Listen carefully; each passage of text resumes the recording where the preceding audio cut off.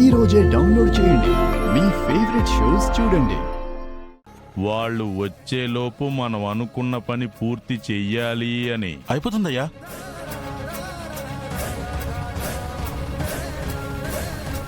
పద రారా.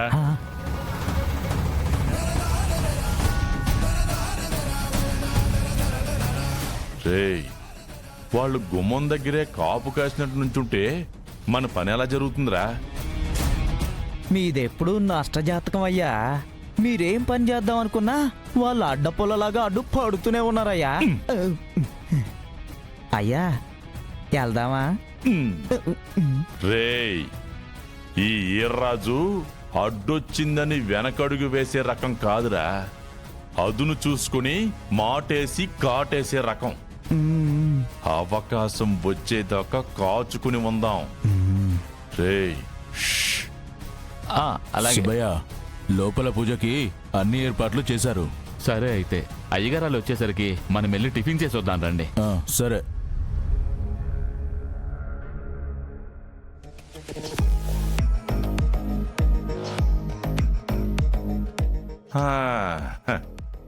చూసావా మన మహర్జాతకం? ఇలా అనుకున్నాను లేదో వాళ్ళు అలా వెళ్ళిపోయారు. రేయ్, వాళ్ళు టిఫిన్కి వెళ్తున్నారు. వాళ్ళు వచ్చే టైంకి మన పని అయిపోవాలా. పదండి, రండి. రా.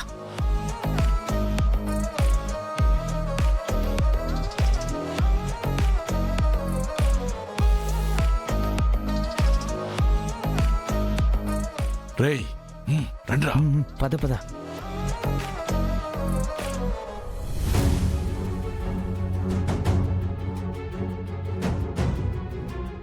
అమ్మా, విహారీ గారికి ఏ గండవైతే ఉందని పూజ చేయడానికి ఊరొచ్చామో ఆ పూజ ఎటువంటి ఆటంకాలు లేకుండా జరిగి ఆ అమ్మవారు శాంతించి విహారీ గారికి రాబోయే గండం తొలగిపోయేలా చూడు తల్లి.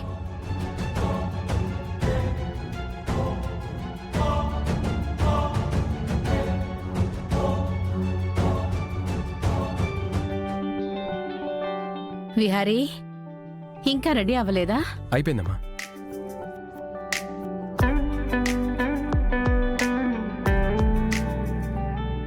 విహారీ ఏంటి ఇంకా రాలేదు? విహారీ, నాన్నా విహారీ,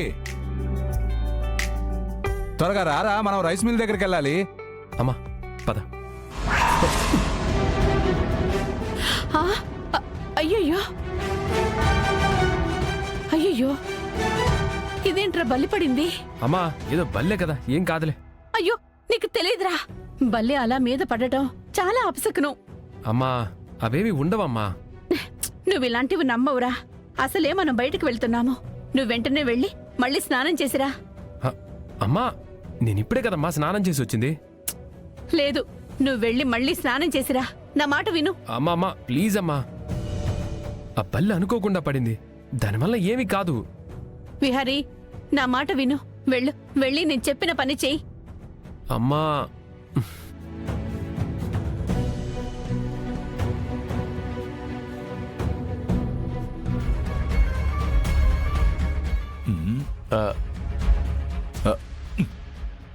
అయిపోయిందా? ఇక్కడ అయిపోయింది సార్.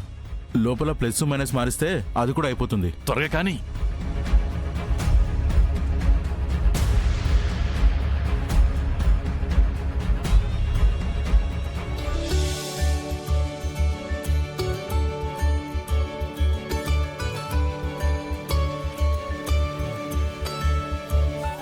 ఏంట్రా ఇంత లేటు?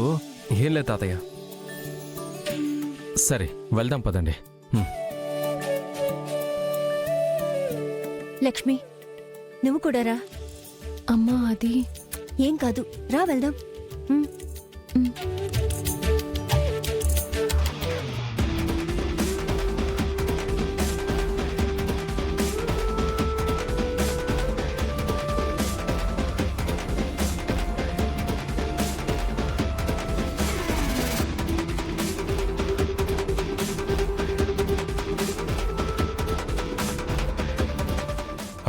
అయిపోయిందా? అయిపోయింది సార్. స్విచ్ ఎత్తే వాడు పోతాడు కదా.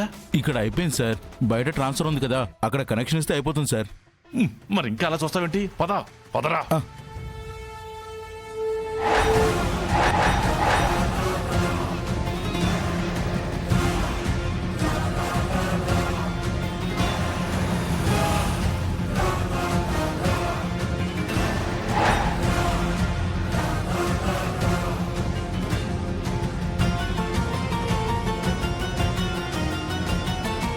ఏంట్రా కోటయ్య ఎప్పుడూ లేనిది అంత ఉత్సాహంగా ఉన్నారేంటి?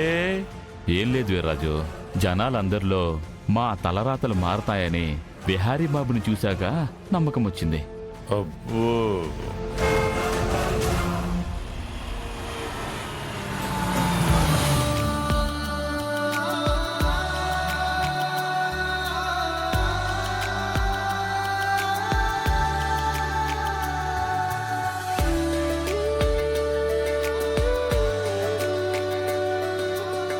అయ్యా చూసారా, వాళ్ళకి వంగి వంగి దండాలు పెడుతున్నారు. మీరు ఊరికే పెద్ద కదా, మరి మీకెవరైనా అలా దండం పెట్టారా? ఒరే పానకాలు, నువ్వు జతవ్వాగుడు వాగి నాకు పూనకాలు తెప్పించుకో. అలాగే అయ్యా. విహారీ, ఆ రోజుల్లో మీ నాన్న కట్టించిన రైస్ మిల్ రా. అబ్బో, రైస్ మిల్లు ఈ ఊర్లో కట్టకముందు రైతులందరూ చాలా దూరం వెళ్లి పండించిన పంటలని వేరే ఊరి రైస్ మిల్లులో బియ్యం ఆడించాల్సి వచ్చేది. మా కష్టాలు చూసి హరికృష్ణ గారే పూనుకొని ఆయనే దగ్గరుండి మరి ఈ రైస్ మిల్ కట్టించాడయ్యా మాకు. మా హరికృష్ణకి అన్ని ఆదర్శ భావాలు ఉన్నాయి కాబట్టే దిక్కు ముక్కు లేని అనాథని పెళ్లి చేసుకున్నాడురా.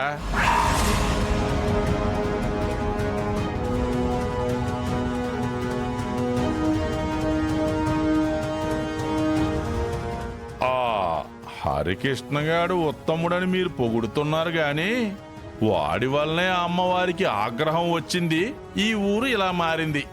రేయ్, మీరు మా నాన్నగారి గురించి ఇంకొక్క మాట మాట్లాడితే నేను పెద్ద చిన్న అని కూడా చూడను.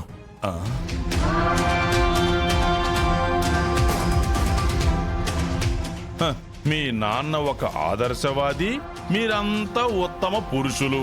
అందుకే ఇన్ని సంవత్సరాలు ఊరికి దూరంగా ఉండి ఈ రోజు వచ్చి వరాలిస్తే అయిపోతుందా? రేయ్, నిన్ను మా వాళ్ళ గురించి ఇంకొక్క మాట మాట్లాడితే నిన్ను విహారీ, నా మాట విను విహారీ. విహారీ, పెద్దవాళ్ల మీద అలా చేయలేపకూడుతున్నానా? వీర్రాజు, నిన్ను జాలిపడి వదిలేస్తే నువ్విక్కడ బతుకుతున్నావు అని గుర్తుపెట్టుకో.